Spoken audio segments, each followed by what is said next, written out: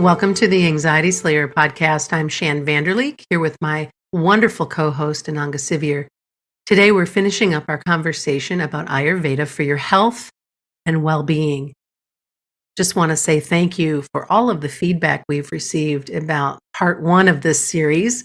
We're happy to bring you part 2, and we want to let you know that our brand new course is available. And you can take a peek at that at anxietyslayer.teachable.com. It's called 7 Keys to Calming Anxiety with Ayurveda. We've been working on this for several months and think you're going to absolutely love the course. Welcome back, Ananga. Hey, Shan. Let's start our conversation today digging into self-education and the importance and power of taking action. This has been such a huge learning in my life. I touched on in our conversation last week my experience with doctors when I was younger and how I felt labeled, I felt powerless. So really coming back around to that with Ayurveda teaching how we can adjust our mindset, our habits, our lifestyle, our nutrition. There are so many things we can work with, so many things we can change to calm anxiety and improve our general well-being. And for me, the self-education part of Ayurveda has been incredible. Learning about myself, learning about my challenges, learning about potentials that I've been able to really lean into that I didn't realize I had, learning the things that can really throw us off. And when we're anxious, we think anxieties come at us out of the blue. It's like all of a sudden, I had an anxiety episode and I just don't know where it came from. There's a question from somebody in our group recently who was suffering reoccurring anxiety attacks because of the way the first one fired off. And we hear that so much. It's such a common experience with anxiety, where the anxiety event itself becomes a shock and triggers further episodes. And Ayurveda teaches how to protect ourselves from that, why it happens. It isn't such a mystery. And for me, with a lifelong journey through anxiety, that was really key, taking the mystery out when you can see it might have been because of that. I just drove up to visit my parents. I knew that night my sleep would be affected. And I knew the next day my vata would be up just from the movement, moving in the car, things moving around me. And I also knew what to do to get back in balance. So that's the power of self-education with Ayurveda, and then the action steps we can take so we feel hopeful instead of helpless. And empowered. Yeah. There's nothing quite like checking in with yourself and noticing how you feel and what you need, and then being able to do something about it. I find that so helpful. And like this time of year, well, right now it feels like I'm in the dead heat of summer, but very, very soon that heat is going to be replaced with coolness and with lots of wind and dryness and all of the things that happen when autumn rolls in to northern Michigan. And I know what I need to do. I know I want to make sure that I'm stocking up and have my oils for oiling up when I go outside. Mm-hmm. I know that I'm going to be covering my ears. I know that I'm going to be switching out my nutrition a little bit to have more foods that are going to support me. And there's just something really sweet about that, because you can look after yourself without being in that place of, oh no, what do I do? Or why is this happening? Or what have you. It's like, oh, okay, I know what to do because I've taken the time to learn more about me and what my body needs and what my mind needs. And it's a beautiful practice. Right. I really feel that it's the difference between night and day in our experience of moving through our life.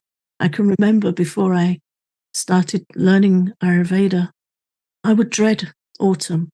I knew I'd be more anxious. I knew I'd be more low. And that was just how I felt. I'm going to be. That was the fact of it. I'm going to be more anxious. I'm going to be more low. Around this time of year, I would notice the evenings getting darker earlier.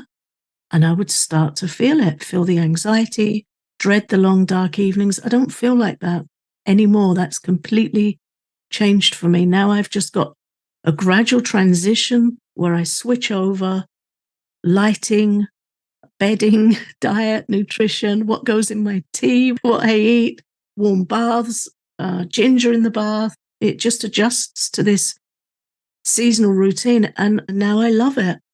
And at this time now, I'll start looking out for berries and acorns and just be in step with that transition so it doesn't catch me off balance. Hmm. So, yeah, education, understanding, and action changes everything. Let's segue over to some of the core teachings of Ayurveda as they relate to digestion and nutrition, since we're talking a little bit about the nutritional changes that are ahead of us. Yeah, the core of health in Ayurveda is our digestion. And more and more, we're hearing this with Western medical science as well, talking about the nerves in our gut, talking about our gut microbiome and how it can inform so many things that we experience in challenges with our health. Ayurveda, the core teaching is that we have this fire of digestion in the stomach. It's called Agni. Agni means fire. Last week we spoke about Pitta being the energy of transformation. So this fire in the stomach is a manifestation of that Pitta energy, and it's responsible for the digestion, metabolizing of our food, transforming our food down into units that our body knows what to do with. Ayurveda emphasizes that maintaining a strong and balanced Agni, fire of digestion, helps us have really healthy digestion, good absorption of the nutrition in our food, and healthy elimination. And that's considered the bedrock of our well-being, absolutely crucial for our well-being. So learning how to look after that inner fire is one of the most important things we can do for our physical and mental well-being. Hmm. Thank you for that explanation. One of the things that I enjoy about learning more about Ayurveda is how something like your nutrition can nourish your nerves. When you start to dig into Ayurveda, you realize that, oh, okay, there's a reason why Ayurveda emphasizes the importance of a balanced diet for maintaining health. There's a reason why our food should be fresh and wholesome and tailored to our individual doshic needs. The Ayurvedic diet is focused on these different tastes, and depending on your dosha, it's going to help you navigate which choices are best for you, which choices are going to be more nerve nourishing and can help you look after yourself in a more effective way. It affects everything, Ananga. It affects our emotions, the tissues of the body. I just find it fascinating. Everything's covered right down to the cellular level. If you listen to Dr. Vasant Lad when he's teaching, he'll take the doshas and their influence down into the cells of the body. And he draws up these incredible teaching diagrams, and the detail and understanding he has and how far he can take that into our consciousness, into the cells of our body. It's amazing. But also, it doesn't have to be overwhelming and complex. It can be very simple once we understand the principles. For example, when you're talking about Agni being the most important thing for our overall health, and you're talking about a digestive fire, it's very easy to think of ways to understand how we can look after that. And one thing we don't want to do is dump a load of heavy, cold stuff on a fire. You know, if you think of it, you have a fire in your garden and you get a big bucket load of cold, wet leaves that you've raked up and put them on the fire, it becomes smothered, it becomes smoky, it's not burning well. It's the same if we take iced drinks, cold, heavy meals. Also, if you put too much on a fire, you can choke it out. So it's the same. It's not so hard to start to get an understanding where we can think, okay, I've eaten a really good healthy meal here. If I now go and have a big bowl of ice cream at the end of that meal, what's that going to do for my fire of digestion? Mm. It's really not that hard to start getting an idea and making adjustments. How do we notice or teach ourselves to notice and balance the elements in the mind? This is something we get into in quite a fun way in the course. So we talked last week that we have these 5 elements in in everything, the building blocks of our world around us and in us, the 5 elements of earth, water, fire, air, and ether. And they all have their effects on our mind. In the course, we look at noticing the elements in your mind. A very easy example that you'll see all around, especially when the weather's hot, is if somebody has a fair quantity of fire in their mind and then they're out in the heat, the fire in the mind comes up more. So you might see some frustration, impatience, road rage. You can start to notice increased elements having their effect in the mind. There are certain dosha types that at this time of year, I'll just steer clear of them. It's so funny that you bring that up because it just makes me think about last weekend. My husband and I had a garage sale. And if you've been listening to this podcast for any time at all, you know that my dosha is pitta. And it was mid 90-degree Fahrenheit days. And we were hauling stuff and putting it on tables and doing all of the things you do for a yard sale, garage sale. And I was hot and nobody was coming. And we had done all this work. And I got, a little short-tempered. And my husband looked at me and said, I'm not really sure what it is you need to do right now. Maybe smudge, maybe have a glass of water, like something. But whatever it is, do it, which was so great. And it was a short period of time, thankfully, until he dotted me in the eye. And I took care of myself. Yeah. And I did smudge, and I did have some water. I had some lemon water, and I put some extra minerals and things in that I needed. And I took a break, and I took a breath, and remembered this is just a garage sale. Right. It's going to be what it is, and we don't have to make it into this big deal, and we don't have to be whiny or angry about it. Just let it be. And as soon as I did that, people started coming, things started moving, we had more fun.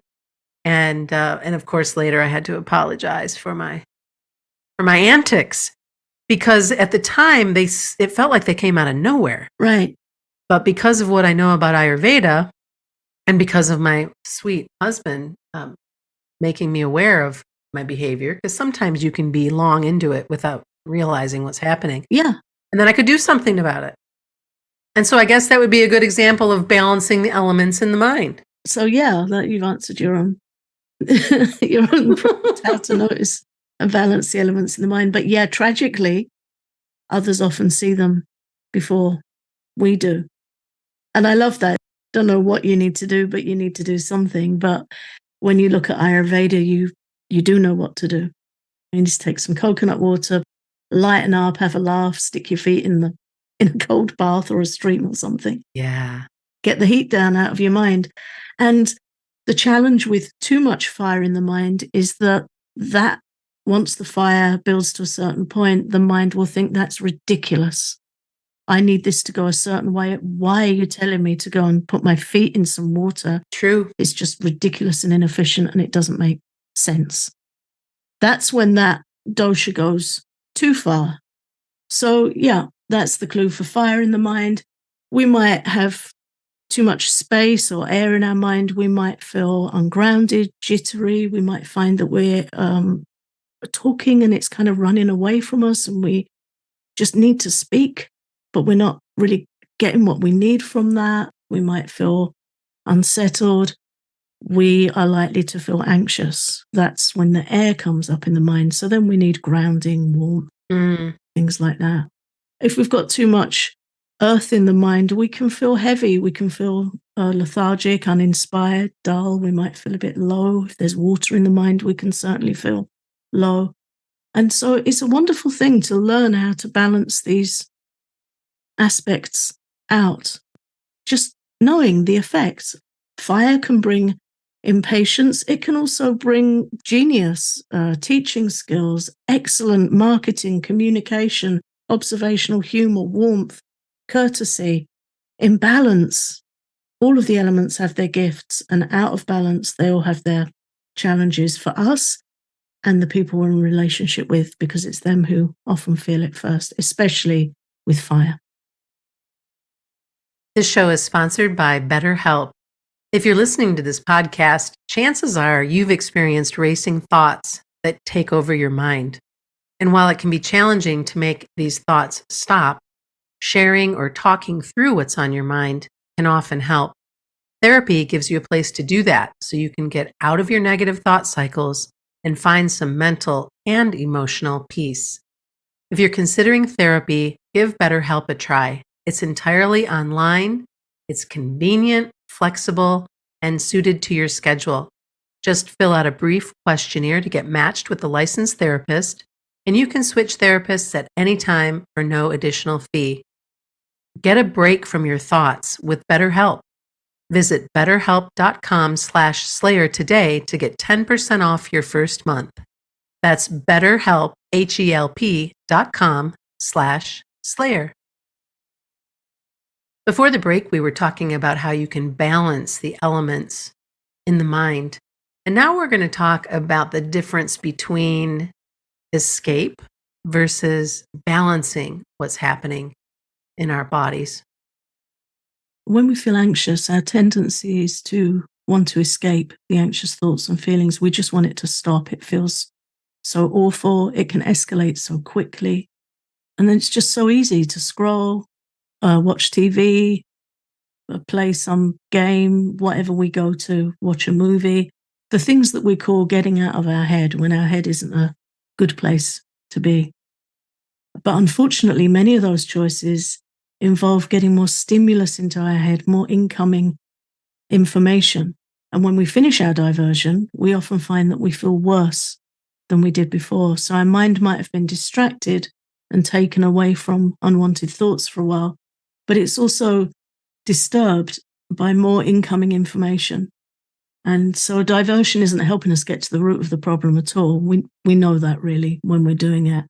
But there are some simple lifestyle adjustments you can make that can help you bring anxiety back under control and give you a sense of personal peace, security. I always like the hope that comes from Ayurvedic practices, where I feel some hope, inspiration, some confidence that, oh yeah, I know what to do. This feels really rotten, but if I do this, I know I'm going to feel better in a few minutes.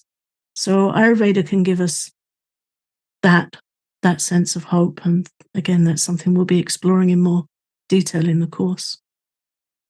There's a quote that I love from Dr. David Frawley that I'd like to share. We now know that with every thought and emotion that passes through our field of consciousness, there is a corresponding biochemical shift in our physical bodies and brains. The recently coined term, molecules of emotion, refers to the cascade or neuropeptides that flood the body with each passing emotion. And that's from The Art and Science of Vedic Counseling by Dr. David Frawley. It's so interesting to me. Yeah. Again, for me, this was what really changed my outlook when I was young and struggling with anxiety and first started looking into Ayurveda. And this understanding that our thoughts matter, they have their effect on our physical bodies. We know that stress does harm to our mental and physical well-being, but we can also know that we can reverse that harm. We can repair that harm through balancing action. So that gave me a lot of hope. When we support and upgrade our thoughts and emotions with the teachings and practices of Ayurveda, we help ourselves reduce stress and its health-altering chemicals, and we start the journey toward improved health and peace of mind. And I know women in their older years who say, I feel happier and healthier than I did in my 30s because of how I now know to live, how I've worked with my thoughts, how I've worked with my nutrition. And I just feel more peaceful, more grounded, more positive, sometimes more energized. So I love this, understanding that we have that point of impact. It's a brilliant book, The Art and Science of Vedic Counseling. And it also goes into detail of how stress has this fraying effect in our body and how we can reverse and improve that. So again, we're not sitting ducks. Ayurveda is wonderful for giving alternative perspectives and all the support for our mind, our heart, our emotions, our physical strength. It's all there.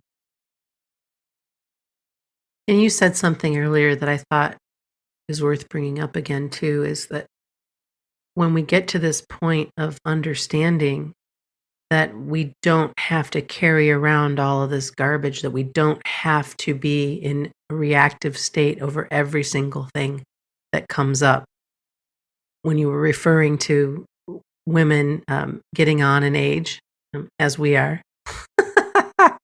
getting to that point where you really get clear about your boundaries, about what is important to you, about being in a space of taking better care of your sweet body and mind instead of berating it Mm. or expecting something different to be going on versus this practice of Ayurveda, making choices that are going to be more supportive to your overall health and well being.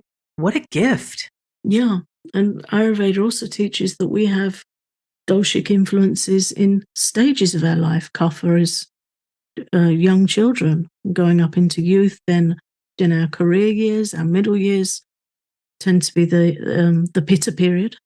And then in our later years, we move into, after around our 50s, we move into a vata period of life. So we can expect vata to increase, and that's going to need our care and attention. But those are our wisdom years. Vata's very wise. Vata brings wisdom, it brings creativity. And I know a lot of older women where they just haven't got time to care anymore about things that aren't deeply important. So that's another gift of Vata, is it has renunciation and detachment. We can renounce things, we can let things go, we can detach from things that don't serve us well. And yeah, we're going to need to look after our skin and our joints because things get drier and creakier. But if you know what to do, it's amazing to me how complacent we can be in the West about our mental and physical health. You know, if you get in your car and it's smoking and chugging away, and somebody says, you know, I think your car needs an oil change, you go to the garage and get an oil change. You don't just keep going like it until something gets worse. But with our bodies and minds, we tend not to heed good practical advice. We notice something might not be running as smoothly as we'd like. We get fearful, or we go into denial, or we go into worst case scenario thinking. And what's really helped me with living with anxiety throughout my life is to go into proactive thinking. What can I do? What's my body telling me? What can I do to help myself? Mm, yeah. And it's helpful to remember, and of course, Ayurveda teaches this as well. It's helpful to remember that our mind is a river of thought. And just like a river, it might be flowing gently, or it might have rapids, or it might be clear, or it might be polluted. But the one thing we know for certain is our mind is always moving. And left to its own devices, as you're bringing forward, the mind will start spinning stories and pull us down a rabbit hole sometimes. Often, what we will feel at the complete mercy of our mind, but actually, we do have power of influence over it. And we can influence our minds by increasing better choices for ourselves in lifestyle, in nutrition, in the company we keep, in the screen time, all of that. We can sometimes feel helpless when we live with anxiety and often feel like, will it be like this forever? But it won't when you start making choices, when you start to realize what's happening and you can step back and make some better choices and look after yourself in a way that is just so sweet and refreshing, actually. Because when the mind is anxious, it can be relentless. It can feel just the worst, especially when you get caught in a negative running dialogue. It's waiting for us when we wake up sometimes, and it provokes real physical symptoms. And we hear this often. from members of our private Facebook group and listeners that what is going on here and how can I release this? The cool thing is, Ayurveda reminds us, shows us, and teaches us that we're not helpless. And whether we choose to take medication for anxiety or not, there are still so many things we can do to support ourselves and improve the quality of our life. We don't have to feel like we've thrown up the white flag and surrendered. We can continue to make nourishing choices that support our mind and body.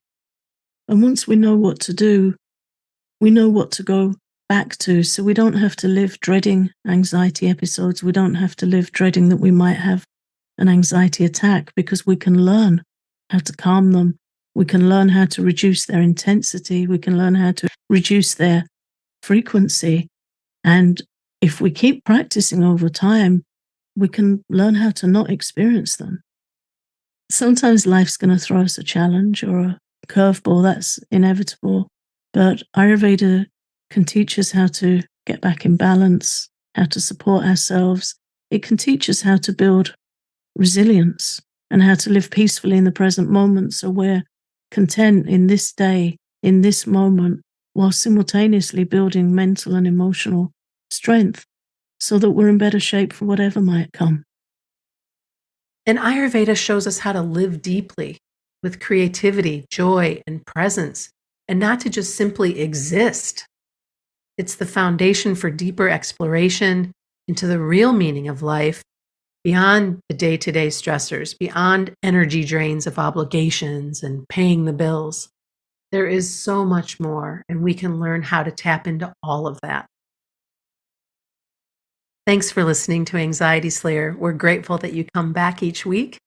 And we do want to remind you that we just released our new course, 7 Keys to Calming Anxiety with Ayurveda, where you can learn how to support your individual nature, the best nutrition to calm your nerves, and follow along with our guided practices for peace of mind.